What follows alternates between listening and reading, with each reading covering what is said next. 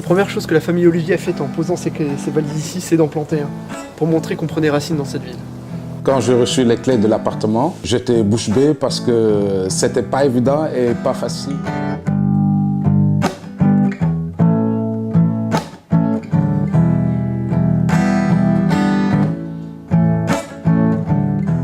Il nous fallait quelque chose entre la ville et la campagne, d'accord ?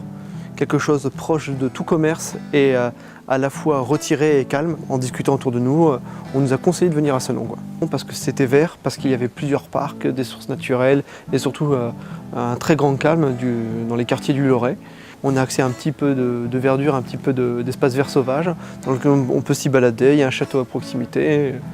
Et ça reste assez joli. Et après avoir visité pas mal de maisons dans les environs, on est finalement tombé sur une petite perle. On a découvert cette ville grâce à mon père en fait. C'est souvent lui qui nous en parlait à l'époque parce qu'il a beaucoup d'amis sur Senon. Donc du coup, ça fait un petit moment qu'il voulait aménager à Senon. Donc les demandes étaient à chaque fois refusées. Puis un jour, ma sœur, elle a insisté pendant 1 mois auprès du bailleur. Et avec un coup de chance, on a pu avoir cette jolie maison.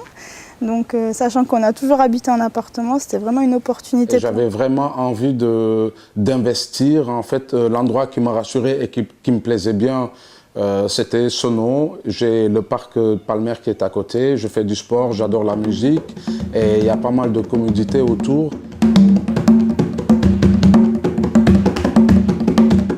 La chose qui m'a le plus marqué en arrivant à Senon, on a vu qu'il y avait beaucoup plus de diversité. On se sentait beaucoup plus à l'aise dans la rue, on se sentait moins regardé. Il y avait un voisinage vraiment sociable. Déjà, on a des super voisins. On voit qu'il y a vraiment de la sociabilité dans cette commune. Et puis, c'est une commune vivante. Pour moi, la diversité, en fait, n'a pas trop changé énormément parce que moi-même, en étant né sur une île de Gorée, par son passé historique, une petite île mais avec une grande histoire, on rencontre toutes sortes de nationalités qui viennent faire plus ou moins le pèlerinage parce que l'île a été, par son passé historique, la maison des esclaves. J'ai cette diversité que j'ai toujours connue. La première chose qu'on a faite en arrivant dans cette maison, enfin moi pour ma part, c'est que je suis partie directement acheter un barbecue. Quelques entrecôtes et puis voilà, grillade. Et puis on a invité toute la famille et puis voilà, c'était tout le monde autour du barbecue. Enfin, c'était vraiment génial. On n'oubliera jamais ce moment. Tout de suite, on a sorti les instruments de musique, on a commencé à fêter ça. On a bien arrosé ça même. On était comme des enfants. Lorsqu'on est arrivé, si vous voulez, on vivait jusqu'à présent en appartement et on a acheté des kilos de terre bio de manière à pouvoir remplacer, avoir un terreau sain à la base. Préféré à Senon, donc c'est le parc Palmer où il y a du mouvement mais aussi dans un autre sens c'est calme. C'est là où j'amène plus souvent mes petits-neveux.